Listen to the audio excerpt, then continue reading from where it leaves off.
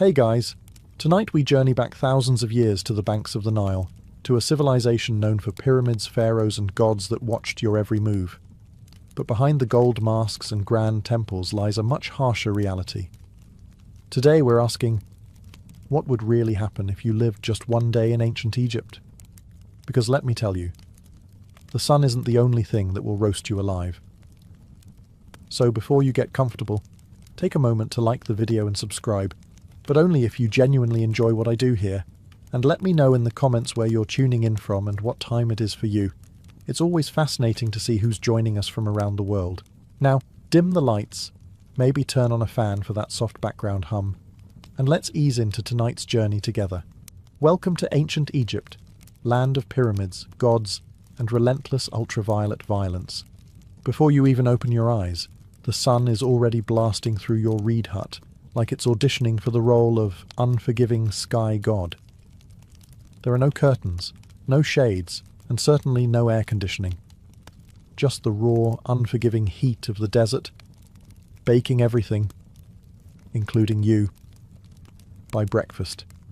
You're lying on a straw mat with a linen sheet that's more suggestion than protection. The Nile breeze you were promised in all those travel documentaries? Yeah, it's gone. Probably died sometime around 2800 BC. By the time you stumble outside, the temperature is already flirting with 90 degrees Fahrenheit, or around 32 Celsius, and it's not even mid-morning. The sun doesn't just shine in ancient Egypt. It attacks. Your linen tunic. Useless. It's like wearing tissue paper in a sauna. And don't even think about sunscreen. There's no aloe vera, no SPF 50, not even a floppy hat with a logo from a beach resort. Ancient Egyptians did have protective oils, but unless you're wealthy or work in a temple, you're not getting any of it. Your best option? Smear yourself with mud or crocodile dung, which apparently might keep you from turning into a human torch. Emphasis on might. By midday, the stones under your feet are hot enough to cook lentils. Shade is a luxury. Trees are rare. You might get a little relief hiding behind a mud brick wall, but even that wall is sweating by now. You, on the other hand, look like someone threw you into a clay oven and forgot to set a timer. And you better not complain. Ra, the sun god, is watching. And in ancient Egypt, the sun wasn't just weather, it was divine authority. The hotter the day, the more powerful Ra was feeling. So basically, if you're melting, it's a spiritual compliment.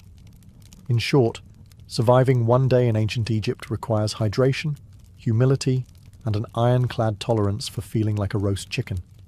And this is just the morning. You're finally out of bed, or rather, off your scratchy straw mat. And the good news is, the Nile is just a short walk away. The bad news? You can already smell it before you see it.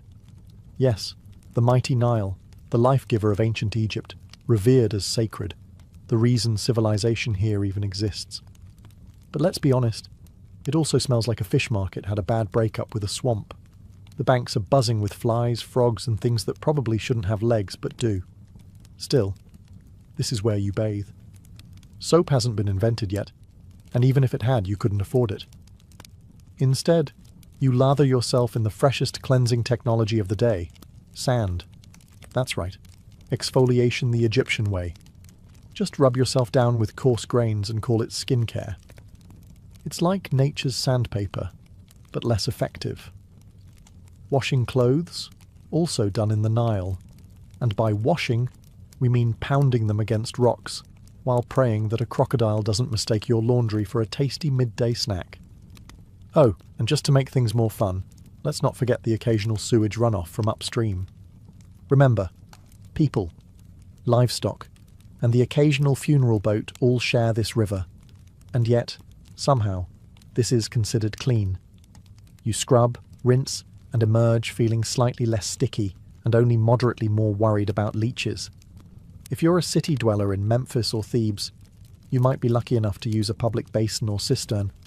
But for everyone else, it's Nile or nothing, and don't expect privacy. This is a public bathing space, shared by families, neighbours, livestock, and the odd ibis pecking around your ankles like it pays rent. Water jars are filled and balanced on heads, carried back to your mud brick house before the midday heat turns the clay into toast. It's a daily ritual, spiritual, necessary, and slightly traumatic. So yes, the Nile is sacred. It feeds you, cleans you, and quenches your thirst. But let's not pretend it's a sparkling oasis. In reality, it's part miracle, part biohazard, and all you've got. By now you've bathed in the crocodile-infested Nile, you've sandpapered yourself semi-clean, and your body feels like a baked fig. Time for breakfast, the most important and least glamorous meal of your ancient Egyptian day. Let's set expectations.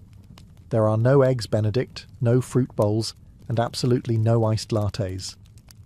Breakfast in ancient Egypt is less of a culinary event and more of a tactical refueling operation. You sit on a low stool, if you have one, or just squat in the corner like everyone else. The centerpiece of your meal? Bread. Lots of it. Dense, coarse, and often as chewy as a leather sandal. It's made from emmer wheat or barley and baked in clay ovens that may or may not be shared by the local rats. And don't be surprised if there's sand in your slice. Not as a topping, just an uninvited ingredient from the grinding stones. A daily dose of minerals, you could say. Then comes the beer. But don't get excited. This isn't crisp, bubbly craft ale. This is thick, cloudy, lukewarm, liquid bread. More porridge than pint. It's packed with calories and vaguely fermented. A medieval smoothie with the faint taste of sour cereal and survival. Even children drink it. Not to be edgy, but because it's safer than water. At least the brewing process boils out the parasites, unlike the Nile, which we just discussed is basically a petri dish. If you're lucky, and we mean very lucky, you might get an onion or a few dried dates to go with your carbon foam combo. Protein? Only if someone caught a fish and didn't immediately eat it raw. And as you chew your rock-like loaf and sip your grain sludge, flies buzz around you like it's a buffet. Because it is. For them. You swat at them with one hand, hold your cup with the other, and try not to think too hard about the fact that this is likely the best meal you'll have today. Breakfast in ancient Egypt isn't about flavour. It's about function. It fuels your body just enough to survive until the next time someone hands you another sand-infused brick of bread. Bon appétit. You've had your gritty bread, your chunky beer, and just enough rest to call yourself functional. Now it's time to work. And trust me, ancient Egyptian labour makes modern burnout look like a spa day. Unless you're a scribe, priest, or royalty, which, let's be honest, you're not. Your job is pure muscle and dust. No air-conditioned cubicle. No coffee breaks. No ergonomic chairs. Just sweat, sand, and a constant risk of collapsing before noon. If you're a farmer, you'll be ankle-deep in Nile mud by sunrise, yanking weeds or planting barley under the eye of an overseer whose hobby seems to be yelling. You use wooden ploughs, crude sickles, and your bare hands. If your back hurts, congratulations, that means it's working. If you're a labourer, things get even more biblical. Imagine hauling multi-ton stones for temple construction under a blazing sun, while barefoot up ramps made of gravel and prayer. There's no OSHA here. You trip. That's a broken ankle and a shrug from the foreman. Working on tombs? That's another level of grind. You're hammering limestone, chiselling out burial chambers for people who'll get to rest longer than you ever will. And if you mess up a pharaoh's tomb, let's just say job security might involve a sealed chamber and a curse. And if you're a woman, you're not off the hook. Domestic work is also physical labour. Grinding grain, hauling water, weaving linen, caring for kids, and still helping in the fields. Your break is when the baby naps. For 7 minutes. While you prepare dinner. You eat on the go. You wipe sweat with your tunic. You keep moving, because slowing down means falling behind. And falling behind means someone else gets your grain quota and you get the blame. There's no clocking out. The sun is your supervisor. When it finally sinks behind the horizon, you crawl home, half alive, dust-caked, and dreaming of softer sandals and a less aggressive sun god. Work in ancient Egypt isn't just hard, it's endless. It's a full-body commitment to survival, day after day, until your body gives out or your overseer decides you're not worth feeding. And that's not even the worst of it. After sweating your soul out in the fields or quarry, you might be tempted to grumble. Maybe something small. A little, "this job stinks," or "why am I doing this again?" Stop. Right there. Because in ancient Egypt, complaining isn't just frowned upon. It's potentially treason. Why? Because your boss isn't just a ruler. He's a literal god. The pharaoh isn't some guy who got elected or born into a lucky family. He's the human embodiment of Horus, son of Ra, chosen by the heavens to rule over Egypt and keep Ma'at, divine cosmic order, intact. In other words, if the river floods well this year, thank the pharaoh. If it doesn't, well, maybe you didn't pray hard enough. Questioning his authority isn't just rude, it's blasphemy. Speaking ill of him could land you a date with a whip, a set of shackles, or an early trip to the underworld with none of your favourite burial goods. You see his face everywhere, on statues, temple walls, coins, even bread moulds. His name is chanted in rituals. His image is painted larger than everyone else's in every mural. That's not artistic exaggeration. That's law. And don't expect to ever see him. If you're a commoner, the closest you'll get is watching a golden bark float by during a religious festival. Blink, and he's gone. Back to a palace you'll never enter, surrounded by officials, guards, scribes, and enough gold to finance a small civilization. Which, fun fact, he basically does. If you're lucky enough to work on a royal project, say, a tomb, a temple, or a statue the size of a mountain, you serve with divine joy. At least, that's what the state says. You say it too, because pretending you're honoured to carve stone for 14 hours a day is safer than the alternative. And don't even think about rebellion. Pharaohs crush uprisings faster than you can say, dynasty. Just ask the last village that tried to withhold taxes. Oh wait, you can't. It no longer exists. So yes, the pharaoh is divine. And you're just lucky to be allowed to sweat in his name. Now get back to work. If you thought surviving under the sun was hard, just wait until you realise that in ancient Egypt, sand is your roommate, co-worker, seasoning, and mortal enemy. It's everywhere. In your clothes, in your bed, in your food. There is no escaping it. You could be working, praying, sleeping, or minding your own business in the market.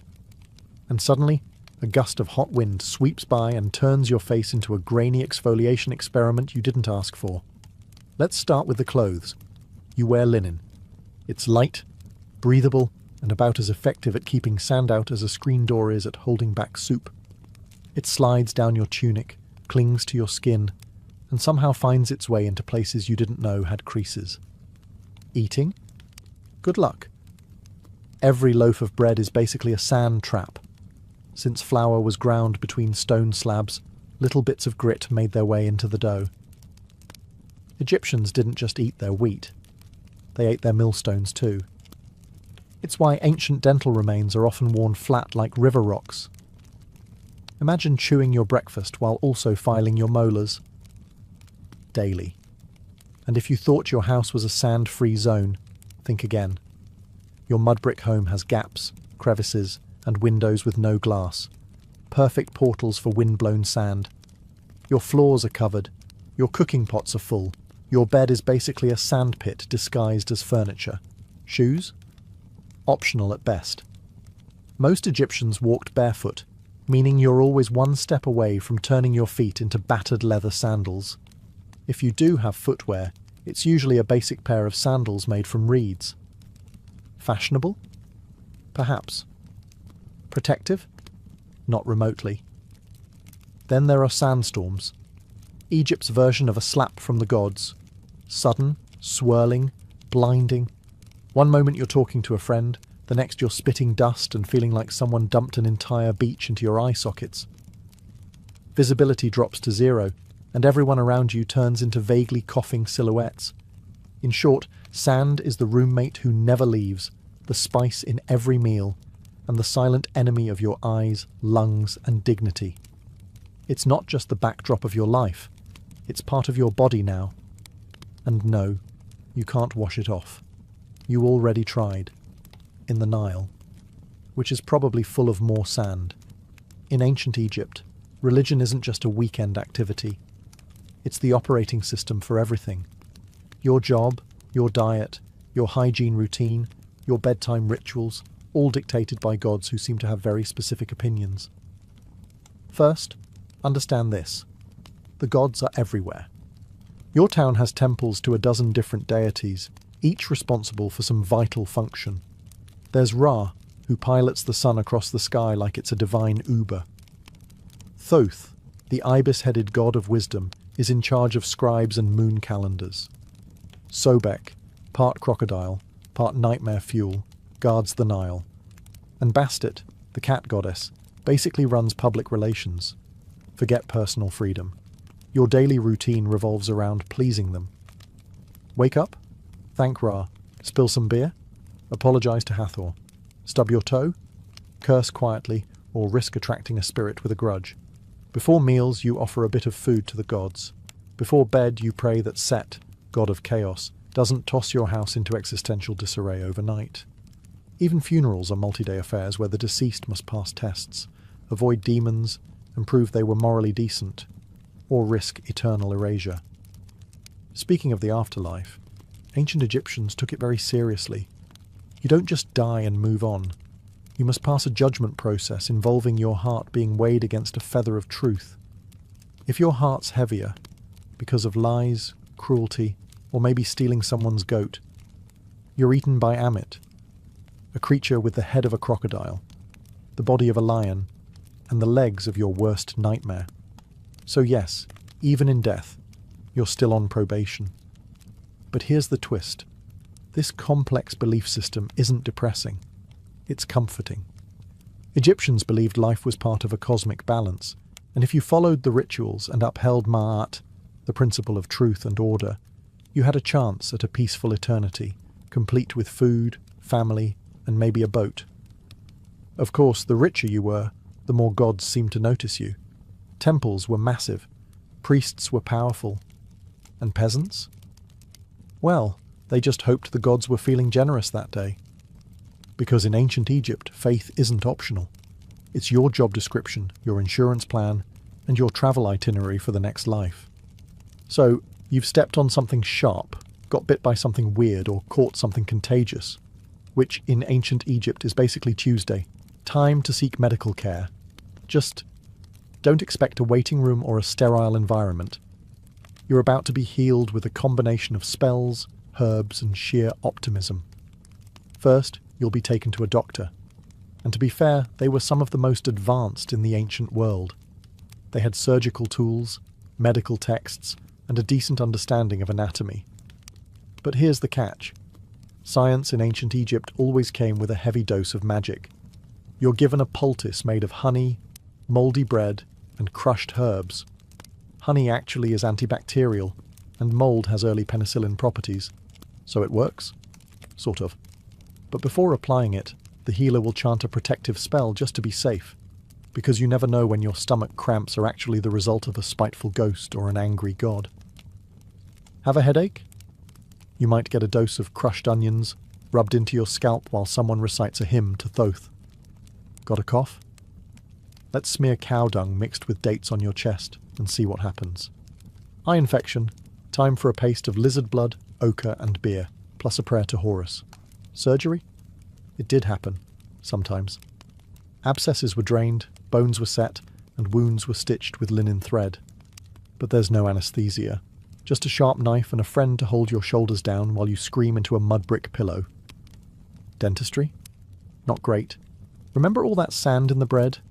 Your teeth are worn down by your 20s. If one gets infected, your options are 1. Live with it. 2. Die from it. Or 3. Have it pulled with something resembling pliers made by a blacksmith with low standards. And let's not forget the amulets. Whether you're giving birth, getting stitched up, or just sneezing too loud, A good doctor/priest will probably hang a charm around your neck, just in case the real issue is an invisible serpent spirit curled around your spleen. So yes, Egyptian medicine had its moments, but mostly, you'd better believe in the gods, because your band-aid is literally a prayer. Here's a plot twist most people don't expect. Ancient Egyptian women had more rights than many women in later civilizations. They could own property, run businesses, file for divorce, and even take a man to court. Sounds progressive, right? But before you pack your bags for a time-traveling girl boss vacation, hold up. Because while the legal status might impress you, the day-to-day reality? Not so glamorous. If you're a woman in ancient Egypt, you probably wake up before sunrise. You're grinding grain by hand, using a giant flat stone that chews through both wheat and your spine. Then it's off to haul water from the Nile, cook breakfast, care for children, manage the household, feed animals, and if needed, help in the fields. You're a one-woman workforce in linen. There's no me time, no spa days, and definitely no maternity leave. Childbirth is risky and painful. Midwives are helpful, sure, but there are no epidurals, no disinfectant, and no push playlists featuring relaxing harps. You give birth in a hot room with incense, prayers, and hopefully, not too much bleeding. Let's talk fashion. Linen dresses are light and breathable, but there's no underwear and no shoes. The sun scorches your skin, the sand grinds into everything, and the bugs think you're an all-you-can-eat buffet. Want makeup? Great. Egyptian women did wear cosmetics, but it's lead-based and applied with sticks that look suspiciously like toothpicks. Now, if you're lucky enough to be born into a wealthy family, things are better. You might read, write, manage estate accounts, or become a priestess. If you're born royal, you could even become pharaoh, like Hatshepsut or Cleopatra, who ruled with brilliance and terrifying eyeliner. But if you're poor, your status may be legal, but your reality is physical. You work, sweat, bend, carry, birth, bury, and pray. You're not chained by law, but by survival. Still, Egyptian women had agency, and that mattered. They could speak in court, keep their inheritance, and didn't become property when they married. Compared to many ancient societies, that's huge. So yes, Egyptian women had rights, but comfort? That's reserved for statues and goddesses, not the woman elbow-deep in dough while swatting flies off a toddler. You made it through another grueling day in ancient Egypt. You ate your gritty bread, hauled your buckets, avoided divine wrath, and maybe even dodged a sandstorm. Time to relax, right? Wrong. Because in ancient Egypt, your real test begins after you die. Death isn't the end. It's just the beginning of an incredibly bureaucratic, multi-phase journey through the underworld. And if you thought the labor overseer was strict, wait until you meet the gods of judgment. First, your soul takes a trip to the Hall of Ma'at. Here, before a tribunal of 42 deities, you must proclaim your innocence in what's basically the oldest legal deposition in history. You say things like, "I did not steal. I did not lie. I did not covet my neighbour's donkey," all while hoping the gods buy it. Then comes the heart test, literally. Your heart, believed to be the seat of the soul, is placed on a scale opposite the feather of Ma'at, the symbol of truth, justice, and balance. If your heart is heavier than the feather, well, that means you've lived a wicked life. Enter Amit, part lion, part crocodile, part hippo, all terrifying. She doesn't arrest you, she doesn't fine you. She eats your soul, destroying it forever. No afterlife, no second chances, just eternal non-existence, which, in a culture obsessed with eternity, is the ultimate punishment. And it gets better. You can doom yourself not just by actions, but by words. One wrong confession, one forgotten line during your judgment, and boom, spiritual obliteration. It's like an open book test where failure means getting devoured by a mythological death hybrid. If you do pass, congratulations. You get to enter the field of reeds, a peaceful, idealized version of Egypt where your soul lives forever. With boats, with crops, with family. and presumably with fewer sand fleas. But the stakes? Enormous. That's why Egyptians obsessed over tomb preparation, funeral rites, and magical texts like the Book of the Dead, a spiritual cheat sheet full of prayers, spells, and helpful tips like, don't insult the crocodile god. So yes, the afterlife might be beautiful, but only if you live your life very carefully. One curse word, one unpaid temple tax, and your next stop is lunch for Amit.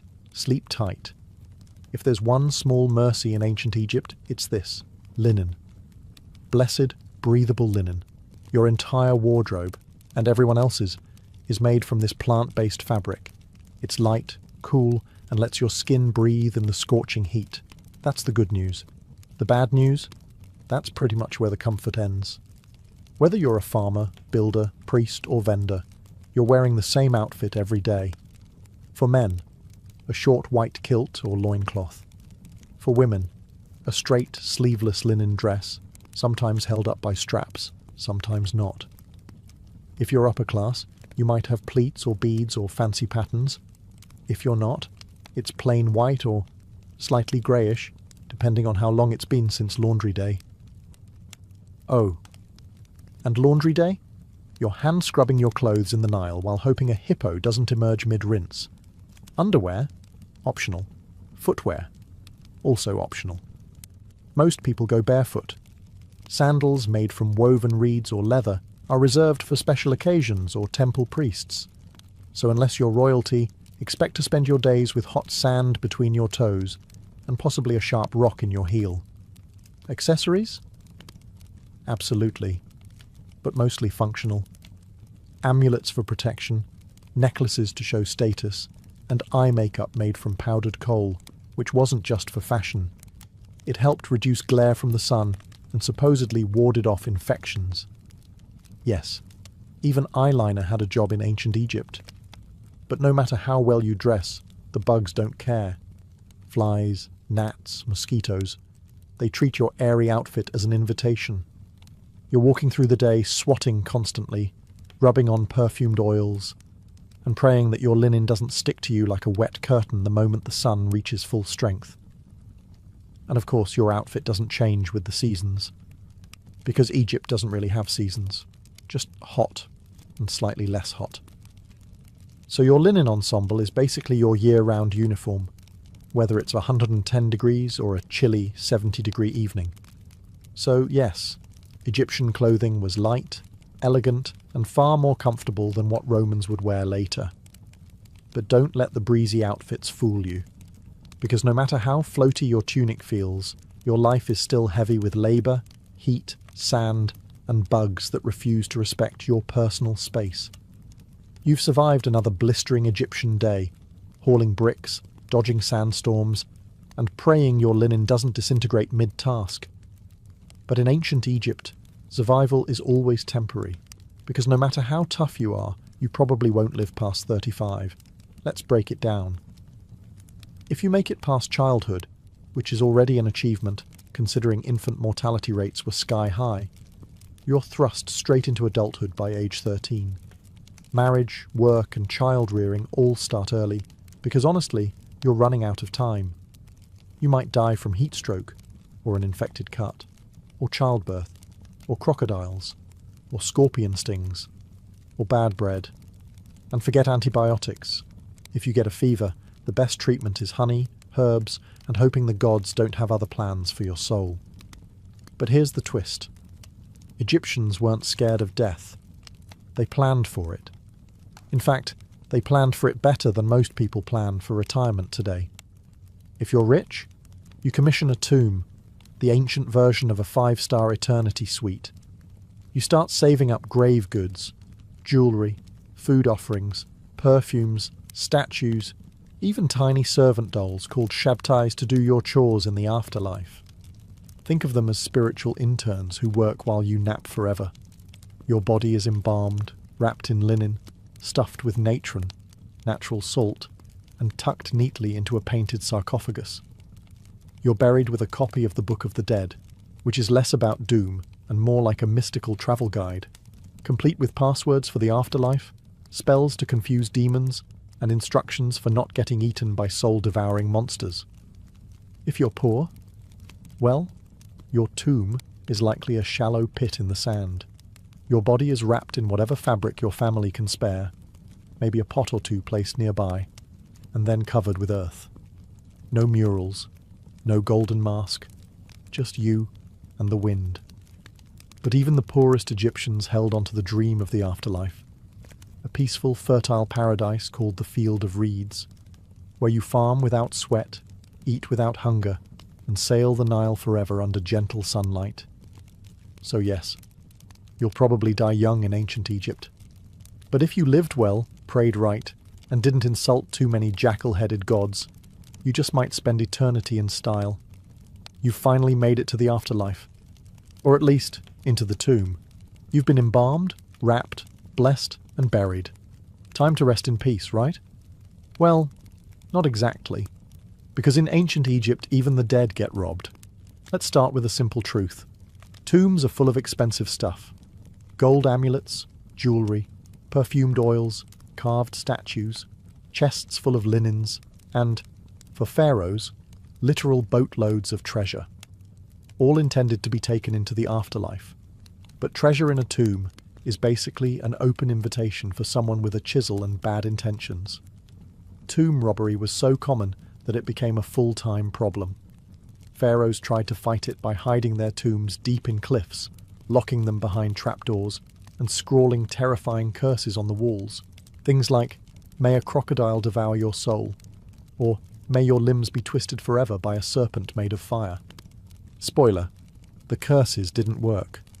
Grave robbers came anyway, at night in secret, with inside knowledge. Sometimes they were locals, sometimes they were corrupt workers who helped build the tombs. In some cases, even priests and guards were in on it. And the punishment for getting caught? Severe. Think public beatings, mutilation, exile, or death. But considering how valuable tomb goods were, especially gold and rare incense, the risk often seemed worth it. After all, the dead don't fight back. But it's not just the wealthy who got robbed. Even commoners' graves were disturbed. Poorer Egyptians might have been buried with a small pot of beer or a loaf of bread for the afterlife. That was still worth stealing. Food was scarce, tools were valuable, and linen was currency. The irony? Tomb robbing wasn't just about greed. Sometimes it was about survival. Egypt went through famines, political collapse, and invasions. A hungry worker might break into a tomb not for treasure, but for food. And when your children are starving, a few funeral offerings look less like sacred objects and more like dinner. So in ancient Egypt, you're not safe just because you're dead. Your tomb can be looted, your name erased, and your mummy unwrapped by some desperate soul with a pickaxe and poor moral judgment. Rest in peace, only if no one knows where you're buried. We've all seen them, those majestic, mysterious carvings on the walls of temples and tombs. Birds, eyes, snakes, lotus flowers, men walking sideways like they're on a fashion runway. Ancient Egyptian hieroglyphs, visually stunning and insanely difficult to learn. Sure, they look cool, but try reading them. Hieroglyphs weren't just decorative art. They were a full-blown writing system with over 700 characters, and growing. Some symbols represent entire words, others are sounds, and many are determinatives, which clarify meaning. Because, writing the word star with an actual star symbol might be too straightforward. And don't expect spaces or punctuation. Ancient Egyptian writing was basically one long, beautiful riddle, with artistic flair, 0 vowels, and a deep need for context. Oh, and it can be written left to right to left, or top to bottom, depending on what the scribe felt like that day. The trick? Look at which way the birds or people are facing. That's your reading direction. If they're facing right, read right. Facing left, read left. And if they're upside down, good luck. Learning to write hieroglyphs wasn't for commoners. Literacy was rare.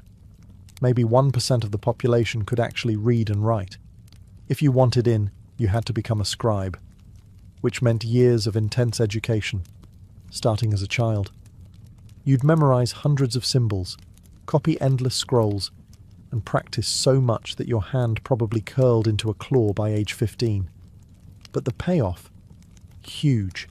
Scribes were respected, well-fed, and never made to haul bricks under the sun. Instead, they wrote tax records, court documents, letters, and religious texts. They were essential to society and protected from most manual labour. In a world where writing was power, scribes ruled quietly from the shadows. For the rest of the population, though, writing was something magical, literally. Hieroglyphs were believed to have sacred power. Writing someone's name preserved their soul. Erasing it, total spiritual annihilation. So yeah, spelling really mattered. So while hieroglyphs may look like ancient emoji, they're more like a linguistic Rubik's Cube wrapped in myth, math, and mystery. Beautiful? Yes. Easy to learn? Absolutely not. After 14 chapters of heat, hunger, sand, superstition, and backbreaking labour, it's time to ask the big question. Would you survive a single day in ancient Egypt? Let's be honest. Probably not. Sure, it's easy to romanticize the ancient world. Golden tombs, lotus-scented air, graceful hieroglyphs, gods with animal heads, and a thing for order and beauty. But behind the iconic monuments and stunning art was a world of brutal realities that spared no one but the elite. Your average Egyptian day started with a dirt floor, a cloud of flies, and the knowledge that if you didn't work, you didn't eat. You walked barefoot on blazing sand, hauled water, cooked over open fires, lived shoulder to shoulder with bugs, smoke, and livestock. You worried about disease, divine punishment, and whether a snake might slither into your sleeping mat. You had no toothpaste, no medicine, no retirement plan. And if you were lucky, maybe 2 changes of linen. You served a god-king who could take your land with a decree, a climate that cooked your skin by noon, and a religion that required you to pass a literal divine test after death just to get into the good version of the afterlife. Let's also not forget the things you didn't have.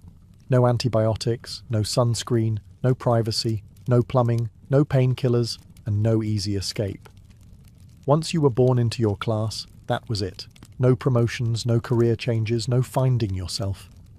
You were either a scribe, a farmer, a labourer, a mother, a servant, or dead. And yet, for all this, the ancient Egyptians weren't miserable. They believed deeply in their gods, their purpose, and the beauty of life. They loved music, dance, food, family, and festivals. They joked, they painted. They imagined eternity with enough clarity to build stone monuments that still stand today. But for a modern person, without your air conditioning, your filtered water, your Advil, your sneakers, and your smartphone, you'd fold before the second sandstorm hit. So no, you wouldn't last a day in ancient Egypt. But that's okay, because they lasted thousands of years. And maybe, just maybe, that's why we still talk about them. In the heart of ancient Teotihuacan, one pyramid refuses to be forgotten. Its surface is adorned not with peaceful symbols of faith or gentle gods, but with snarling, open-mouthed stone serpents, dozens of them. They jut out from the temple's facade as if frozen in mid-strike, fangs bared, eyes wide. This is the temple of the feathered serpent, known to many as the temple of Quetzalcoatl. But unlike most temples that reach for the sky with reverence, this one feels different. It feels predatory. From the moment you approach it, there's an eerie sense that you're being watched. The stone serpent heads aren't mere decoration. They were warnings, symbols of divine wrath. And beneath their gaze, something horrific once unfolded. Excavations over the past few decades have revealed something that archaeologists didn't expect. Hidden beneath the temple's base were not just ceremonial offerings, but something far more disturbing, human remains. And not a handful. Over 200 bodies, many of them decapitated, hands bound behind their backs. Young men, warriors perhaps, buried in groups, ritual sacrifices arranged with mathematical precision. Some were buried with obsidian knives at their sides, others with necklaces made of human teeth, or jewellery crafted from jawbones. They weren't simply thrown into the ground, they were deliberately placed in positions of symbolic significance. It's clear, this was no mass grave. It was a message, a divine transaction carved into stone and sealed with blood. But what kind of belief system justifies such horror? Who demanded so many lives be taken at once? The Temple of the Feathered Serpent wasn't just a religious building. It was a theatre of power, a place where rulers fused cosmology, warfare, and fear to maintain control over a city of more than 100,000 souls. And this ritual bloodletting may have been the cost of keeping the cosmos in balance. As you stand before this temple today, gazing at those stone serpents, you're not just looking at art or architecture. You're looking into the eyes of a civilization that believed the gods needed blood, and that they had every right to deliver it. But who were these people? Who commanded such violence and vanished without a trace? The answer lies in the shadows of Teotihuacan. Before the mighty Aztec Empire, before the Maya carved their cosmic calendar into stone, there stood a city unlike any other in the ancient Americas, Teotihuacan. Its name, given by the later Aztecs, means the place where gods were born. And when you walk its immense avenue of the dead, flanked by pyramids that scrape the heavens, you start to understand why. At its height, around 100 to 250 CE, Teotihuacan was a sprawling metropolis of over 100,000 people, making it one of the largest cities in the world at the time, rivaling ancient Rome, Alexandria, and Chang'an in size and influence. It was a city meticulously planned. Wide boulevards, gridded streets, apartment compounds housing extended families, multi-story structures made from volcanic stone. And at the centre of it all, 3 massive pyramids. The Pyramid of the Moon, the Pyramid of the Sun, and the Temple of the Feathered Serpent. But here's what makes Teotihuacan different. No one knows who built it. Seriously. To this day, we don't know the name of the people who constructed this place. We don't even know what they called themselves. There are no written records, no kings' names carved into stone. Teotihuacan seems to have been a society ruled not by a single monarch, but perhaps by a council, a theocracy, or something altogether foreign to our understanding of ancient power. And despite this anonymity, their influence was colossal. Evidence of Teotihuacan's power has been found hundreds of miles away, from the Maya cities of Tikal and Copan to the distant Zapotec capital of Monte Alban. Obsidian blades, ceramic styles, murals, and even political meddling. In one case, Teotihuacan emissaries may have helped overthrow a local Maya king to install a ruler more favourable to their interests. But how did they maintain such a vast network? How did a city with no known writing system command such authority across Mesoamerica? The answer may lie in how they combined cosmic ideology with statecraft. Their temples were more than places of worship. They were tools of control, aligning perfectly with astronomical events, serving as theatres of ritual sacrifice, and reminding every citizen and every visitor that Teotihuacan was no ordinary city. It was the axis of the world, a sacred engine that kept time, fate, and blood flowing in sync. And at the heart of it all stood the Temple of the Feathered Serpent. To understand the temple, you must first understand the deity it was dedicated to, the Feathered Serpent. Known later by the Aztecs as Quetzalcoatl and to the Maya as Kukulkan, this figure is one of the most enigmatic gods in all of Mesoamerican mythology. But in Teotihuacan, centuries before the Aztecs rose to power, the Feathered Serpent was already a central, possibly supreme, divine force. But here's the paradox. What kind of god is both a serpent and a bird? Think about that. Serpents slither through the underworld. They shed their skin, symbolizing rebirth, duality, and death. Birds soar high in the sky, closer to the sun, representing freedom, divinity, and life-giving wind. To combine these two, earthbound and sky-dwelling, death and life, chaos and order, was to create something entirely cosmic, something terrifyingly powerful. The feathered serpent wasn't just a god, he was a bridge between worlds. On the facade of the temple, carved in deep relief, we see dozens of his images: goggle eyes, bared teeth, plumed headdresses. Some historians believe these represent the god himself. Others suggest they're warriors or priestly figures, adorned in divine regalia to signal their authority. Either way, they are everywhere. The temple is covered in these snake-bird hybrids, as if the structure itself breathes with divine presence. But the feathered serpent wasn't just a god of the heavens. He was intimately tied to sacrifice. Blood was the fuel that kept the cosmos in motion, and Quetzalcoatl, though later remembered as a gentle, civilizing deity, had a much darker role in Teotihuacan. He demanded offerings, and not just of maize or incense, but of life itself. In some myths, he descended into the underworld to retrieve the bones of the dead and create humankind. But to bring life from death, there had to be a trade. The gods sacrificed themselves for humanity, and humans, in return, were expected to do the same. The Temple of the Feathered Serpent wasn't just a monument to faith. It was a cosmic engine, designed to link the sky, the earth, and the underworld through ritual. Every stone, every serpent head, every buried victim fed into that system. Teotihuacan didn't just worship the feathered serpent, they embodied his logic, paradox, power, and blood. And the most disturbing truths were hidden beneath the surface.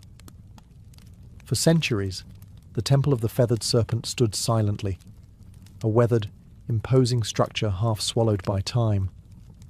Locals whispered legends, scholars made guesses, but no one could have imagined what was buried beneath its layered stones until archaeologists broke through in the late 1980s and early 2000s. What they found wasn't just unexpected, it was unsettling. Hidden beneath the temple's foundations were a series of long-sealed chambers and pits, each filled with carefully arranged human remains. These weren't the messy results of war or disease. These were deliberate sacrifices, systematic, ritualistic, cold. The victims, numbering over 200, were young men, many between 15 and 25. Some wore necklaces made of human jawbones. Others had their hands tied behind their backs. A few were decapitated. Obsidian knives, sharp and black as night, were scattered nearby. The unmistakable tools of ritual slaughter. And this is where it gets darker. The arrangement of the bodies followed geometric and symbolic patterns. They weren't buried randomly. They were placed in quadrants, cardinal directions, possibly to mirror the cosmos. Even the number of bodies mattered. It wasn't just about death. It was about meaningful death. Offerings surrounded the victims: jaguar bones, serpents, exotic shells from the distant Gulf Coast, figurines, and obsidian blades that had never been used in battle. This wasn't punishment. It was a gift. These young men, most likely warriors, had been selected not to die in disgrace, but to die as part of something transcendent. To the Teotihuacanos, the very act of building a temple may have required human sacrifice. It was as if every stone had to be consecrated with blood, every layer raised only after an offering had been made. The deeper you dig, the more sacrifice you find. In one chamber, archaeologists discovered elaborate tunnels filled with mercury and mica, materials associated with the underworld. The floor glimmered like water. Was this a symbolic passage to the land of the dead? A mirror of the night sky? The more they excavated, the more it felt like the temple was not built on top of death, but constructed to encase it. The blood didn't stain the stone by accident. The stone was meant to hold the blood. And all of it was for the gods. Look closer at the Temple of the Feathered Serpent, and you'll notice something strange, something unnerving. It doesn't just sit on the landscape. It aligns with the universe. Teotihuacan wasn't built randomly. The entire city was laid out along precise cosmic axes. Its central avenue of the dead runs at a 5-degree angle off true north. Not a mistake, but a deliberate shift, possibly to align with the setting of the Pleiades star cluster or the sun on specific ritual dates. The Temple of the Feathered Serpent sits directly along this avenue, locking it into a grand celestial blueprint. But why? What were they trying to align with? Archaeologists and archaeoastronomers have debated this for decades. Some suggest the temple lines up with the equinox sunrise. Others argue it connects to Venus, the planet most sacred to Mesoamerican civilizations, often associated with war, sacrifice, and rebirth. When Venus rose or set, wars were declared, offerings made, and temples activated with ritual fire. Even the temple's dimensions seem intentional. The repetition of the number 7, the number of visible planetary bodies, appears in its step platforms. There's symmetry, rhythm, and a stunning understanding of both earthly math and cosmic cycles. And beneath the surface, more clues. In 2003, archaeologists uncovered a tunnel beneath the temple.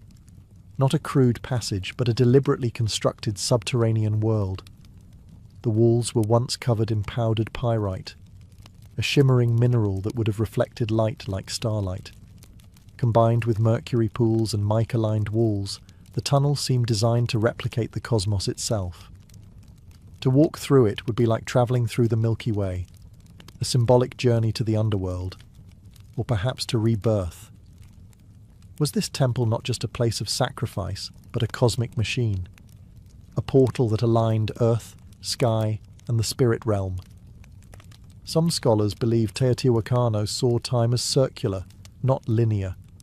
Every ritual, every building, every sacrifice wasn't a one-time event. It was part of an eternal cycle. Death leading to renewal, sacrifice fueling rebirth.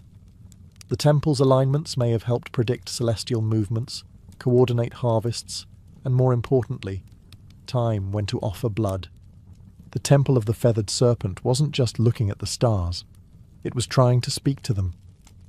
The Temple of the Feathered Serpent wasn't just a spiritual beacon, it was a political weapon. Its very design was meant to overwhelm, to intimidate, to remind every viewer, local or foreign, who held the reins of power in Teotihuacan. Imagine standing in its shadow 1,800 years ago. You, a visitor from a smaller city-state, would arrive at the Avenue of the Dead, already awestruck by the sheer scale of Teotihuacan. But when you reached the Temple of the Feathered Serpent, you'd freeze. The serpent heads stare at you, their fangs bared. Jaguar symbols growl from the stone. The plaza ahead once held massive gatherings, not just for celebration, but for public ritual. You might even witness a sacrifice. The ruling elite of Teotihuacan understood something crucial. Fear is power, and nothing stirs fear like divine wrath. By orchestrating ritual executions in broad daylight, surrounded by cosmic symbols and death imagery, they sent a clear message. The gods are with us, and we are not afraid to feed them. But this wasn't chaos. This was theatre.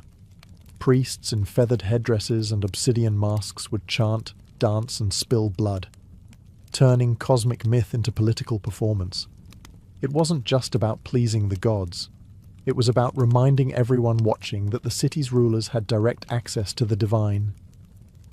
They alone could open the heavens or summon rain, protect the people, or destroy their enemies. Even the architecture helped reinforce this propaganda. From the temple's upper tiers, leaders could look down upon the plaza. They controlled not just the narrative, but the very physical space in which it unfolded. The people looked up, at the gods, at the rulers, at the sacrifices, and knew their place. And for outsiders, Teotihuacan didn't need to conquer with swords. It conquered with symbols. Visiting dignitaries would carry home tales of awe and terror. They would speak of the feathered serpents, the endless avenues, the blood rituals that lit the sky red. In a world where gods ruled through fear, Teotihuacan positioned itself as their chosen mouthpiece, and the Temple of the Feathered Serpent was the loudest voice of all. At its peak, Teotihuacan was the heartbeat of Mesoamerica, a city of fire and stone, of gods and blood, a city that seemed destined to last forever.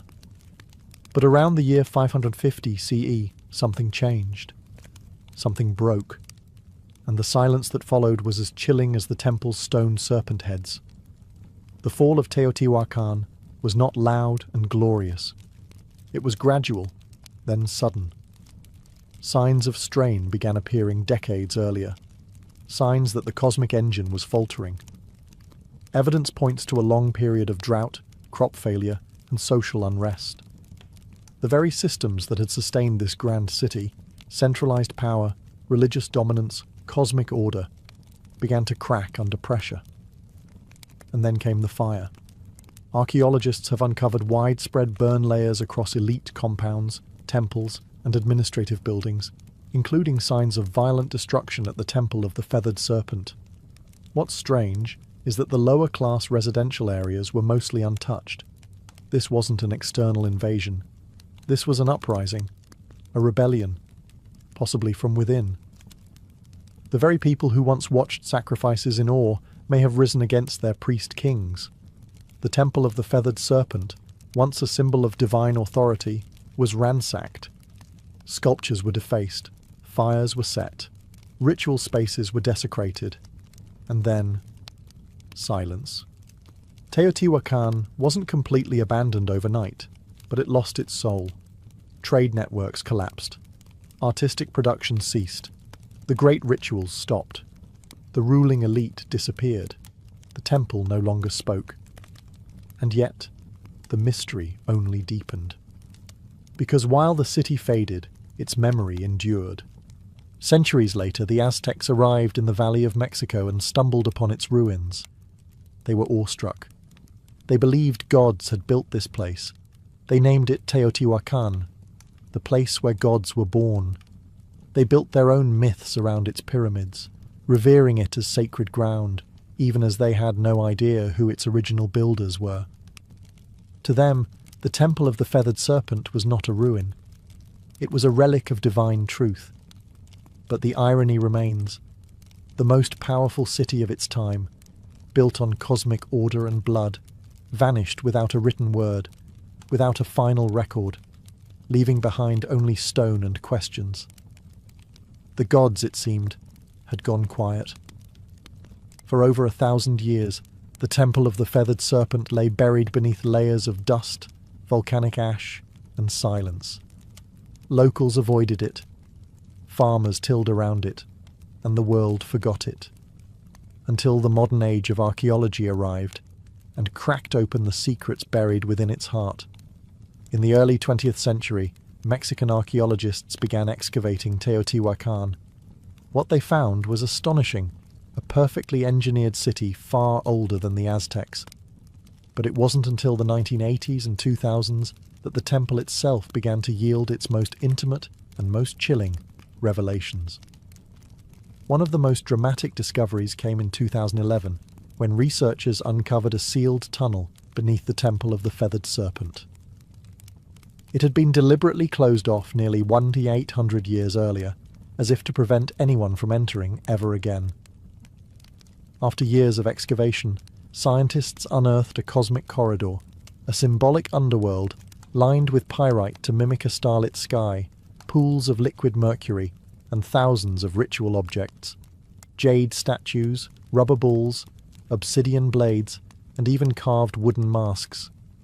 It felt less like a tomb, and more like a message. Why would the ancient builders go to such lengths? What were they trying to preserve, or hide? Some experts believe the tunnel was used in initiation rituals. Others suggest it symbolized the creation of the world, a mythological womb where gods were born, where kings were made, where divine order was negotiated between humans and the cosmos. The mercury, once thought to be only toxic, may have represented water, or the fluid veil between worlds. And among all these glittering fragments was one persistent whisper. The feathered serpent still lingered, not just as a myth, but as a presence, in murals, in carvings, in the geometry of the temple itself. The serpent hadn't disappeared. It had coiled inward, deep into the bones of the city, waiting to be rediscovered. And with each excavation, each uncovered jawbone or golden ornament, we draw a little closer to its message. One carved not in language, but in stone, sacrifice, and shadow. Modern science has given us X-rays, drones, and ground-penetrating radar. But even with all our tools, one truth remains. The temple still keeps secrets. Today, the Temple of the Feathered Serpent stands as a haunting monument, not just to a civilization long gone, but to a way of thinking that merged power, cosmos, and death into one unbreakable system. Tourists snap photos. Children run past the stone serpent heads. But the ground beneath their feet is soaked in 1,000 untold stories and over 200 known human sacrifices. And still, the temple endures. Its legacy is not just architectural. It's psychological, spiritual, cultural. The feathered serpent, this paradoxical god of sky and earth, continued to evolve. He would be adopted by the Toltecs, then reborn by the Aztecs as Quetzalcoatl, where his myth took on a gentler tone, the bringer of knowledge, the god who wept for humanity, the one who vowed to return. This reimagining of the serpent god shows how myths don't die. They transform. Even in modern Mexico, echoes of the feathered serpent persist, in art, in murals, in literature, and in national identity. The temple's image has appeared on coins, stamps, and even government buildings. It has become a symbol of mystery, of pre-Columbian brilliance, and of the untamed spiritual world that once pulsed through Mesoamerica. But there's another legacy, one less visible, more uncomfortable. The Temple of the Feathered Serpent forces us to confront the price of belief. It asks hard questions. How far will humans go to feel connected to the divine? What happens when power and religion become indistinguishable? Can beauty coexist with terror?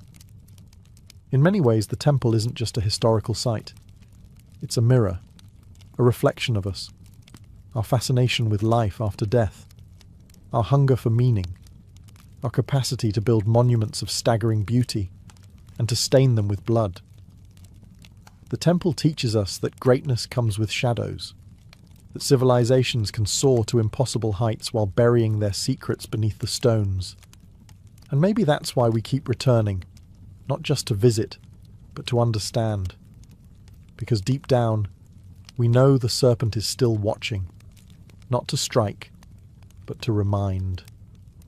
Reminders of what we once were, and what we still might be. Before we spoke in words, we spoke in rhythm. Tens of thousands of years ago, long before the invention of writing, even before the birth of language itself, early humans began to create something that could only be described as sound with intention. Not speech, not melody, but rhythm. A hand slapping hollow bark, a stick tapping a stone, a foot stomping earth in time. Somewhere in that ancient repetition, something magical emerged, the first drumbeat. It wasn't called music, it wasn't called anything, but it felt like something, like communication, like movement, like emotion taking form. Anthropologists have uncovered evidence of primitive percussion instruments dating back over 30,000 years. These were likely made from natural materials, tree trunks, hollowed-out gourds, stretched animal hides. Nothing fancy, nothing preserved. But these rudimentary drums were not toys or idle distractions. They served real purposes, to warn, to summon, to connect. Imagine a tribe scattered across a dense forest. One beat from a distant drum, and others knew, danger is coming. Or a celebration has begun, or the gods are listening. The earliest drums weren't just tools, they were extensions of the human body. A heartbeat externalized, a pulse that could be felt across a valley. Drumming wasn't something you watched or listened to. It was something you participated in together, around fires, under stars, in caves where echoes made the air itself vibrate. These ancient rhythms became a language of emotion, joy, grief, warning, hope, all expressed not in syllables or symbols, but in patterned sound. Before the first flutes were carved, before string instruments were dreamed of, the drum was already alive, anchoring us in time, giving shape to ritual, and uniting individuals into tribes. In that way, the drum became humanity's first instrument, and perhaps its first form of collective identity. No matter where on earth people lived, they created something to strike, something to beat, something to mark the moment. Because even when we had no words, we had rhythm. And that rhythm was everything. In the cradle of early human civilization, drums were not just instruments. They were sacred voices. Every tribe, every culture, every corner of the earth developed its own rhythm. But the purpose was nearly universal, to commune with the unseen. In Africa, where some of the world's earliest drums emerged, rhythm was deeply intertwined with life, death, and ancestry. The djembe, carved from a single tree and wrapped in goatskin, was believed to contain three spirits: that of the tree it was carved from, the animal whose skin gave it voice, and the craftsman who brought it to life. Played in circles, the djembe didn't just accompany rituals, it was the ritual. Then there were the talking drums, capable of mimicking human speech through pitch and tone. In West Africa, these drums carried messages across miles, relaying news, warnings, births, and deaths from one village to the next. Long before the telephone, humans were already drumming their messages through the landscape. Across the oceans, Native American tribes treated the drum as a living entity. It was the heartbeat of Mother Earth, played in ceremonies to honor ancestors, summon healing, or guide the souls of the dead. The large powwow drum, played by a circle of drummers, was both a musical and spiritual engine, a communal pulse that aligned humans with nature and spirit. In Australia, the Aboriginal people used clapsticks and percussive stomps in the sacred dreamtime, a mythic era of creation. In the Arctic, Inuit shamans struck frame drums to enter trance states, seeking visions or communicating with spirits during long, dark winters. These weren't performances. These were acts of survival, healing, storytelling, and connection. To drum was to remember. To drum was to belong.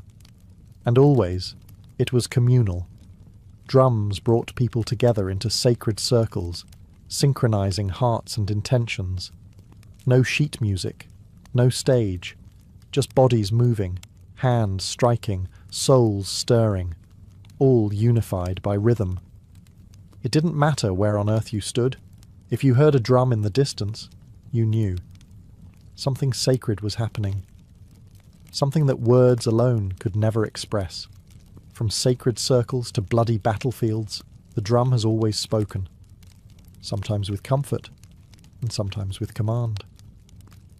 As human societies evolved into kingdoms and empires, drums transformed into tools of domination, instruments of order, and weapons of fear.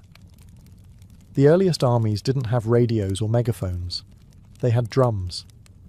In ancient China, massive drums called bo were struck to coordinate troops across vast terrains. With a single resonant boom, commanders could signal a charge, retreat, or flanking maneuver. These drums weren't just loud, they were strategic. Each rhythm meant something specific, and trained soldiers knew how to listen, even through the chaos of battle. In Mesopotamia, temple drums were used to announce rulers and summon the public. But in times of conflict, they echoed through city walls, terrifying enemies with a deep, relentless thunder. It wasn't just percussion, it was psychological warfare. When the Romans marched, they brought with them the tympanum, a frame drum used in processions and by cults like that of Cybele. Though not a battlefield instrument in the way horns and standards were, it carried symbolic power, a sound of empire, discipline, and order. But no army wielded drums quite like the Ottomans. Their meta bands, the world's first known military orchestras, unleashed an overwhelming storm of drums, cymbals, and horns before battles. The relentless pounding of curse, giant kettle drums, and davul, double-headed bass drums, struck terror into the hearts of enemy forces. Some European accounts describe soldiers freezing in panic before even seeing the Ottomans, paralysed by sound. Drums also enforced power off the battlefield. In royal courts across Asia, Africa, and Europe, drum ensembles announced arrivals, marked coronations, and underscored political rituals. To beat a drum was to declare, "Power is present." Even enslaved people in the Americas used drums as tools of resistance. On plantations, rhythmic communication kept culture alive and helped orchestrate secret rebellions. The drum, even under oppression, refused to be silenced. So whether it signaled divine right, military discipline, or raw fear, the drum has always carried a message. This is who rules. This is who marches. And this is the rhythm of power. As civilizations branched out across continents, so too did their rhythms, evolving in form, purpose, and philosophy. In the East, drums became tools of precision, spirituality, and ceremony. In the West, they leaned into military power and eventually orchestral grandeur. Two worlds, two paths, one heartbeat. In India, the drum became a sacred instrument of divine language. The tabla, with its crisp tones and fluid grace, was used in classical music and devotional performances, but it was more than accompaniment. It was conversation. Each stroke had a name, a meaning, a syllabic identity. Indian drumming wasn't just percussive. It was spoken poetry, trained over decades. The tabla player was not just a musician. He was a linguist of rhythm. In Japan, the taiko drum emerged as a ceremonial giant. Played in Shinto rituals, theatre and war, taiko required not just technical skill, but physical discipline. The drummers moved with martial precision, their stances grounded like warriors. In festivals, the booming taiko echoed through mountain valleys, believed to drive away evil spirits and call the gods down to earth. Meanwhile, in Indonesia, the kendang drum led the hypnotic flows of gamelan orchestras, guiding dancers and musicians in sacred temple ceremonies. These rhythms were layered, interlocked, and celestial, a sonic reflection of cosmic harmony. Across the world, in Europe, drums had a different story. They were largely utilitarian during the medieval period, signalling soldiers, marking time, enforcing discipline. It wasn't until the Renaissance and Baroque eras that drums began to enter formal music. Even then, they were kept in the background, timpani thundering beneath royal fanfare or echoing in grand cathedrals. In this divergence, you see two philosophies. The East saw rhythm as art and spirit, something tied to breath, chant, and meditation. The West saw it as structure and force, a tool to rally, march, and measure. But both understood the drum's core power, to shape time, to dictate pace, to elevate ritual, to connect humans in ways that transcend language. East or West, sacred or strategic, the drum remained central. Always listening, always speaking. From mountaintop temples to jungle clearings, from desert fires to candlelit cathedrals, drums have always had a place where the human meets the divine. Long before organized religion took root, rhythm was already a sacred language, a way to pray, to summon, to transcend. In Africa, drums were not just instruments, they were spiritual beings. In Yoruba traditions, for example, the bata drum was used to communicate with the orishas, gods and ancestral spirits. Drummers weren't performers, they were priests. The rhythms they played were encoded prayers, inviting the gods to descend and dance among the living. Each pattern had a purpose, each beat a direction. In Hinduism, the drum appears even in the hands of gods. The deity Shiva, in his form as Nataraja, dances the cosmic dance of creation and destruction with a small hourglass-shaped drum in hand, the damaru. Its beat represents the pulse of the universe itself. From silence to sound, from void to form, the drum is a divine heartbeat. In Buddhism, The ritual frame drum is used in monastic chants and meditation ceremonies. Its slow, soft strikes guide breath and awareness, acting like a metronome for the soul. It's not loud.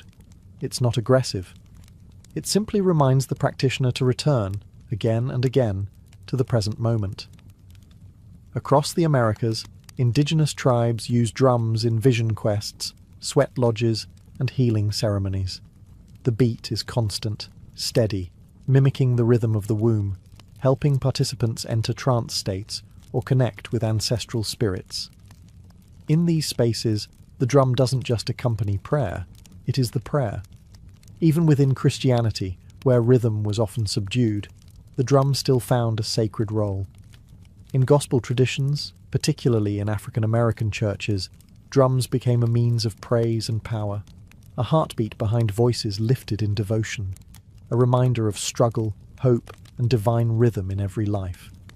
No matter the faith, the ritual, or the God invoked, the drum has been there, not as decoration, but as a vessel for energy, intention, and the mysteries we cannot speak. Because when words fail in worship, rhythm remains, and the divine always listens. For thousands of years, drums were solitary instruments, one body, one sound, one purpose. But in the heart of the industrial age, something revolutionary happened. In factories, streets, and music halls, percussion was reimagined. And by the early 20th century, multiple drums were no longer scattered across a stage. They were united, forming something entirely new, the drum kit. It was born out of necessity. In the late 1800s, military and theatre bands required several percussionists to play bass drum, snare, cymbals, and woodblocks, each handled by a different person. But space was tight, and budgets were tighter. So drummers began to combine instruments into a single playable setup. By 1909, the first bass drum pedal was patented. A drummer could now strike a massive drum with one foot, freeing their hands to do more. The idea caught fire.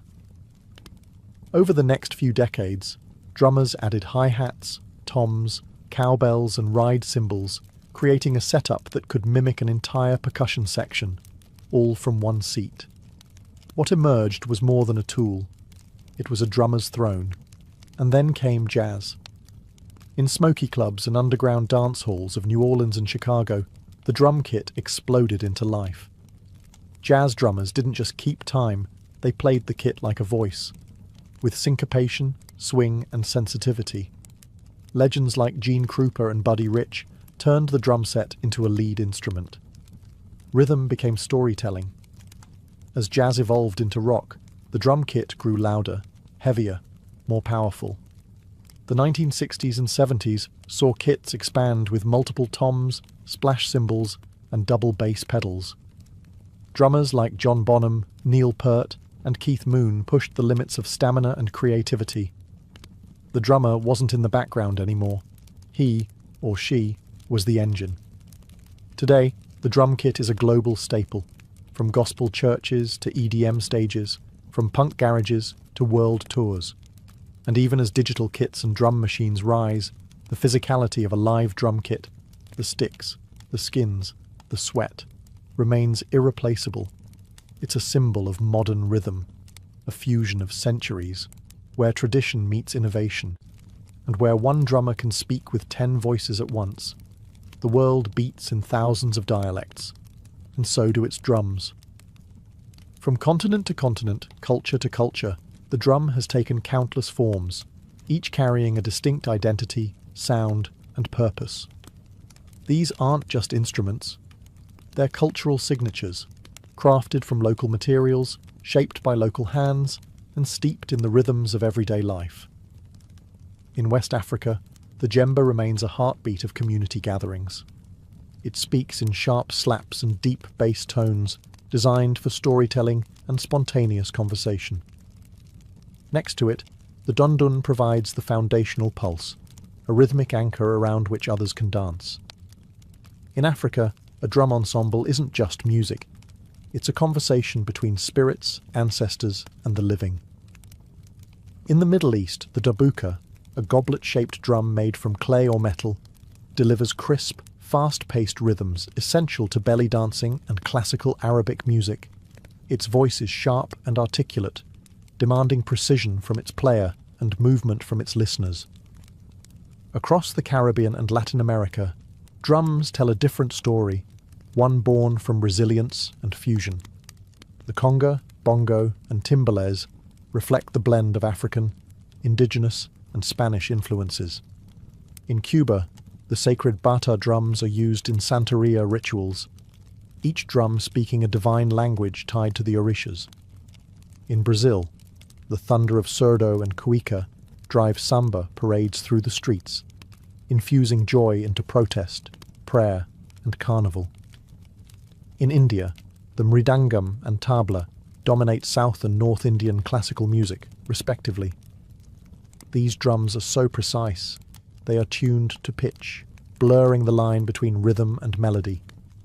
Each finger movement matters, each stroke carries centuries of tradition. Then there's the frame drum, one of the oldest in human history, appearing in everything from Persian daf to Irish bodhran, from shamanic tools to folk ensembles.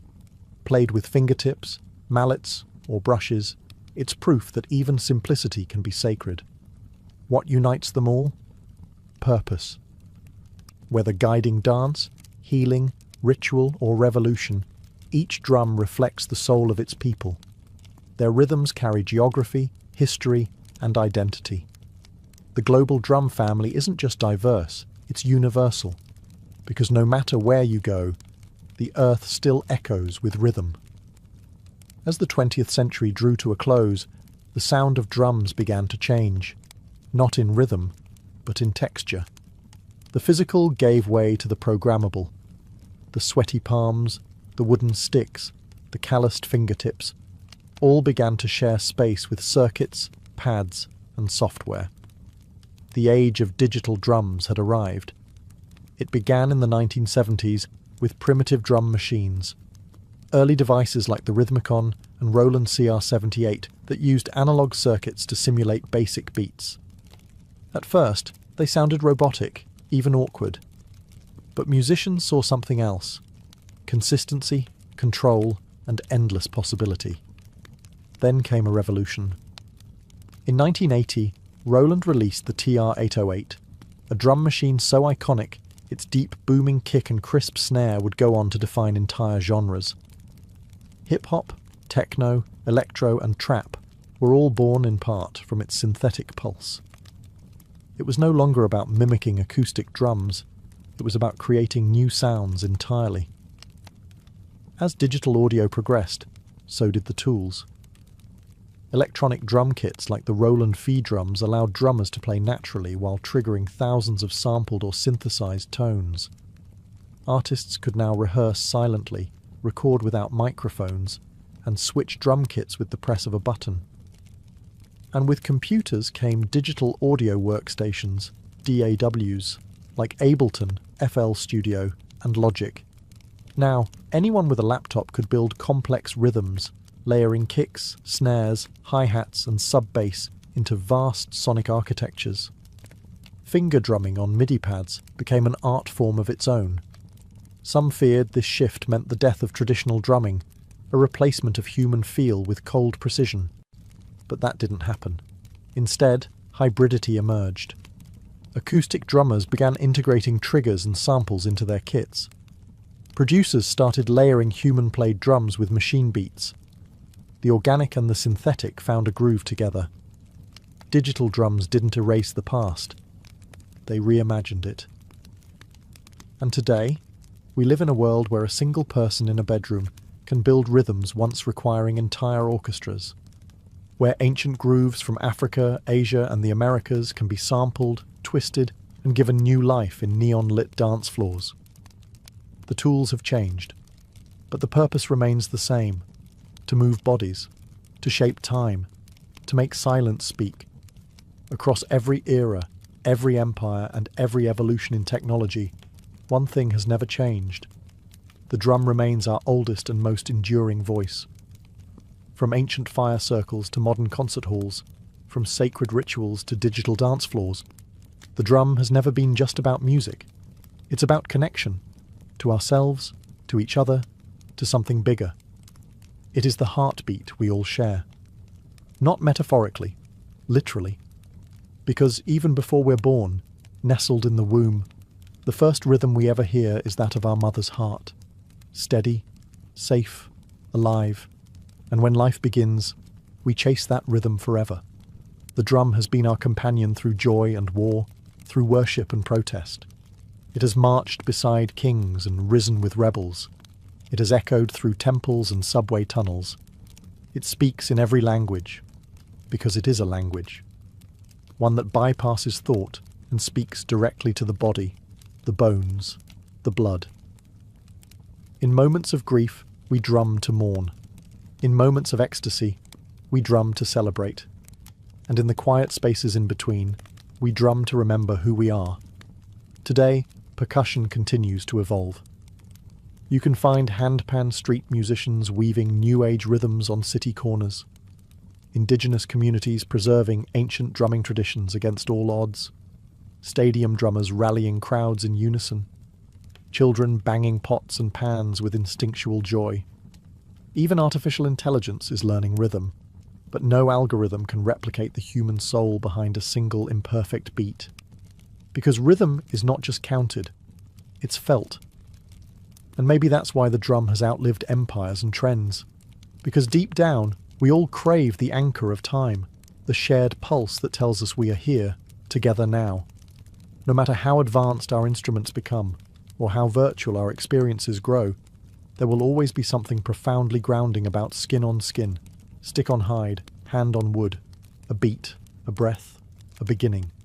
The drum is not a relic of the past. It is a reminder that we were always meant to move in rhythm, to listen, to feel, to play. And as long as humanity endures, the drum will never be silent.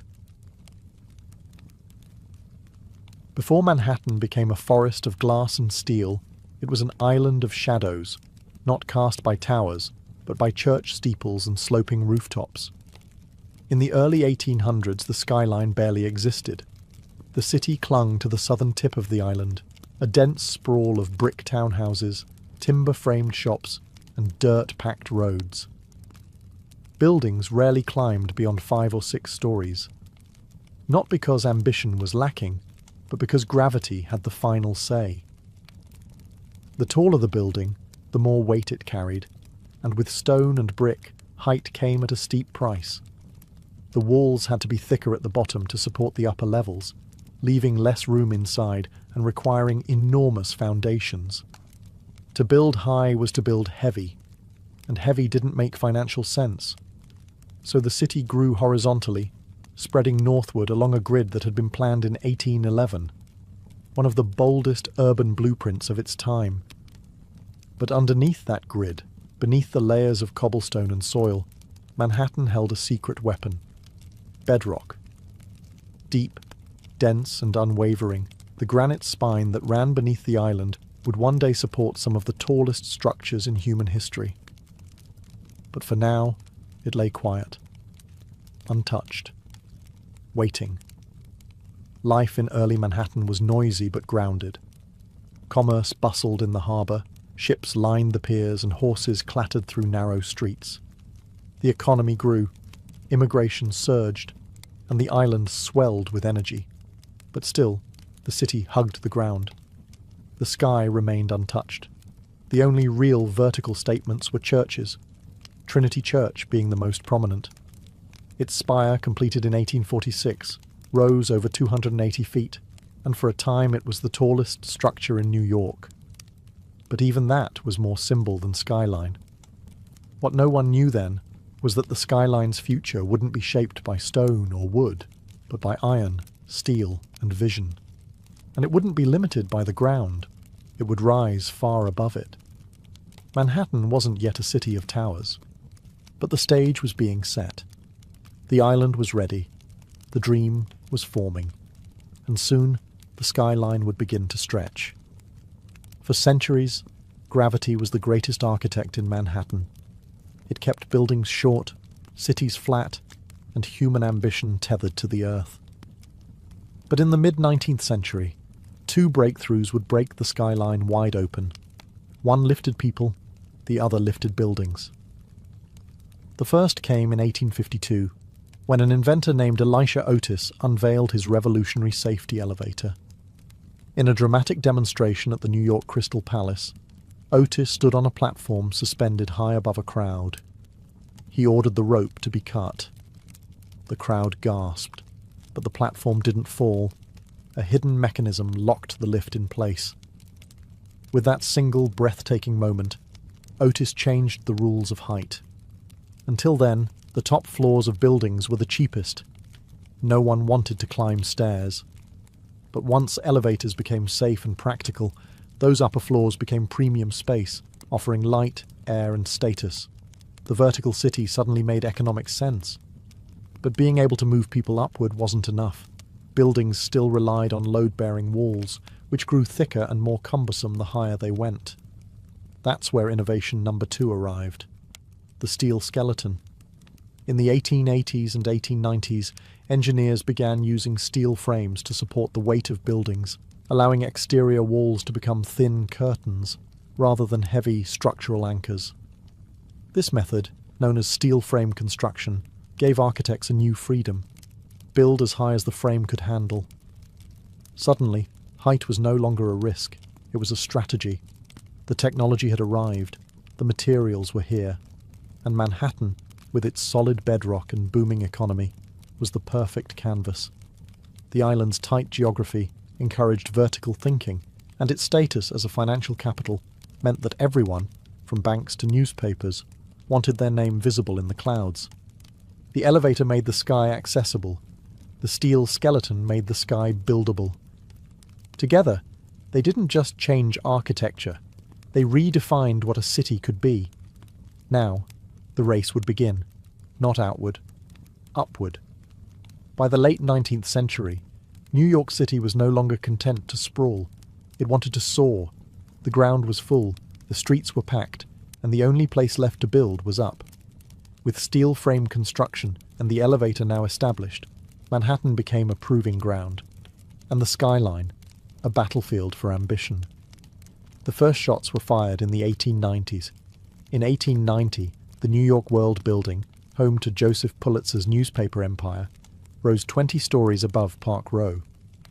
It was the tallest office building in the world, briefly. Not to be outdone, the Park Row building claimed the title next in 1899, standing at 391 feet. Each new tower was a declaration, not just of wealth, but of vision. To build higher was to announce, "We are the future." Soon, the skyline began to sprout with steel giants. The Singer Building, completed in 1908, stood at 612 feet, becoming the tallest building in the world, and the first structure to surpass the height of the spire of Trinity Church, which had held the record for over 50 years. But even that wouldn't last. In 1913, the Woolworth Building took the crown.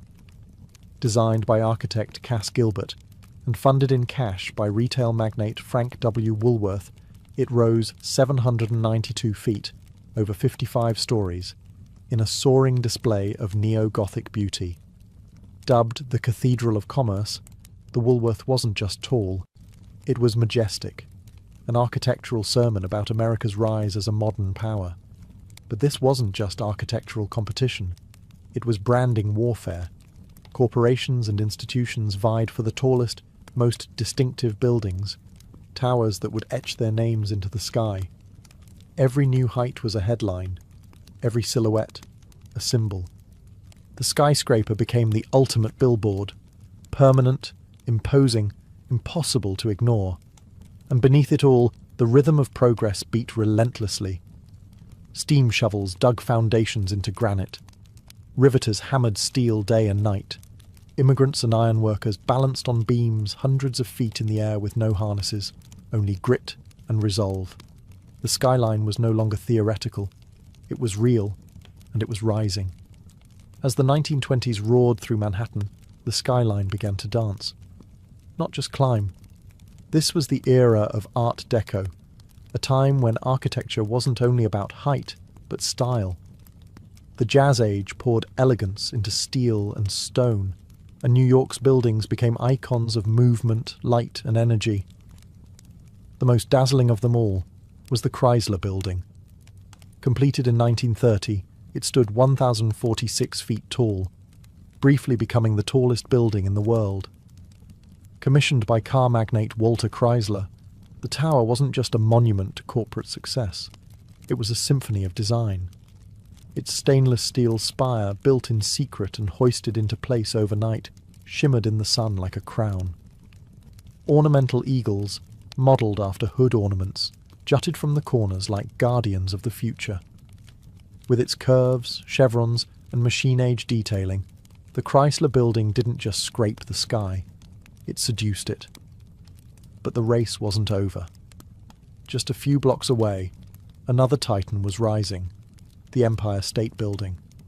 Completed in 1931 during the depths of the Great Depression, it soared to 1,250 feet, stealing the title from Chrysler and holding it for nearly 40 years. Built in just 410 days, with thousands of workers labouring through wind, snow, and steel dust, the Empire State wasn't just a building, it was a message. New York endures. While much of the country struggled, Manhattan pushed upward, and its buildings mirrored the era's dual identity, elegant but aggressive, optimistic yet competitive.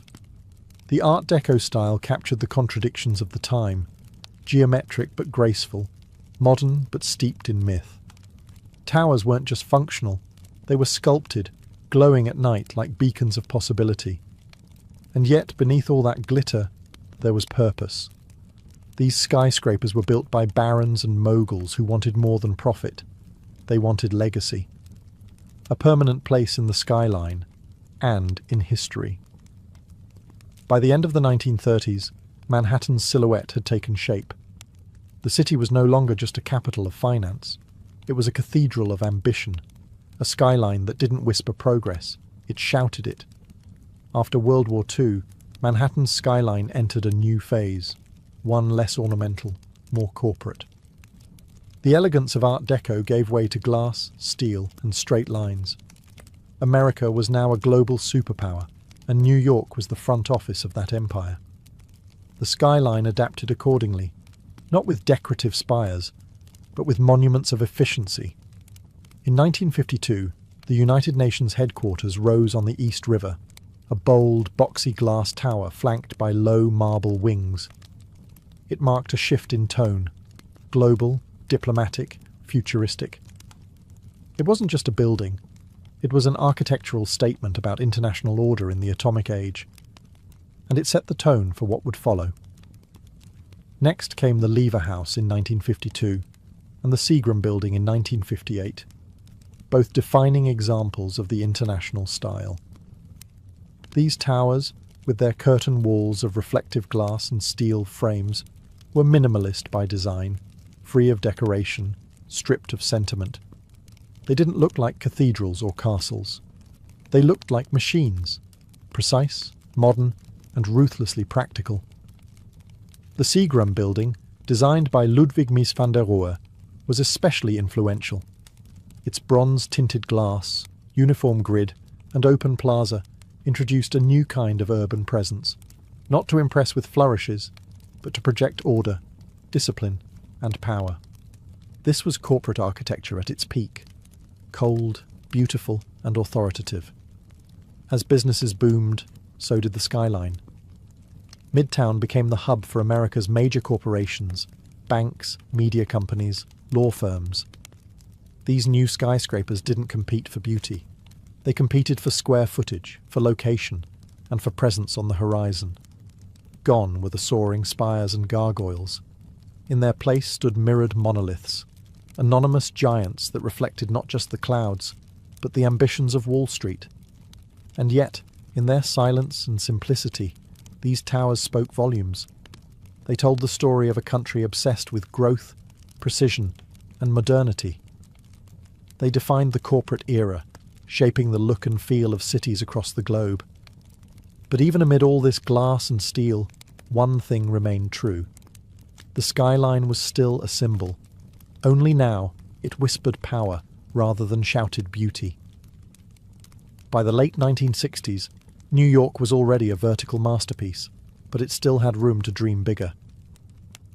That dream took shape at the southern tip of Manhattan, where a pair of identical towers would soon alter the skyline forever. They were bold, controversial, and unlike anything the world had ever seen. They were the twin towers of the World Trade Center. Conceived as a hub for global commerce, the World Trade Center project was overseen by the Port Authority of New York and New Jersey. Architect Minoru Yamasaki designed the buildings with a radical minimalist approach.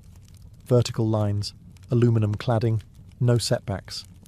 Each tower would rise over 1,160 feet, dwarfing every building before them.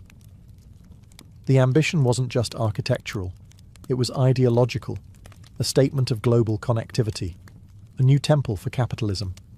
Construction began in 1966. To make room, an entire neighborhood, Radio Row, was raised. The foundations required a revolutionary technique known as the slurry wall, allowing engineers to build deep into the soft riverbed while holding back the Hudson. It was one of the most challenging engineering feats of its time. When completed in 1973, the Twin Towers weren't universally loved.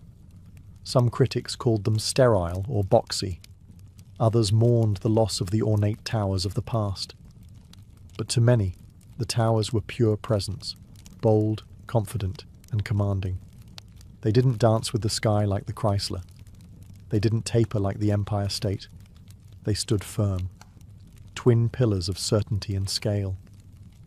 More than just buildings, the World Trade Center became an international symbol of business, of unity, of American might. People came from around the world to visit the observation decks, to dine at windows on the world, or simply to stare up in awe from the plaza below. For nearly 3 decades, the Twin Towers dominated Lower Manhattan. They anchored the skyline, giving it symmetry and gravitas. And while other cities built taller structures, none carried the iconic weight of those 2 towers rising side by side. The skyline had changed once again. This time, not with ornament or artistry, but with monumental ambition. On the morning of September 11th, 2001, the Manhattan skyline changed forever, not by cranes or construction, but by violence and smoke. In less than 2 hours, the Twin Towers of the World Trade Center collapsed into dust, fire, and twisted steel. Thousands of lives were lost, and the 2 pillars that had once defined Lower Manhattan were gone. The attack wasn't just an assault on people or buildings.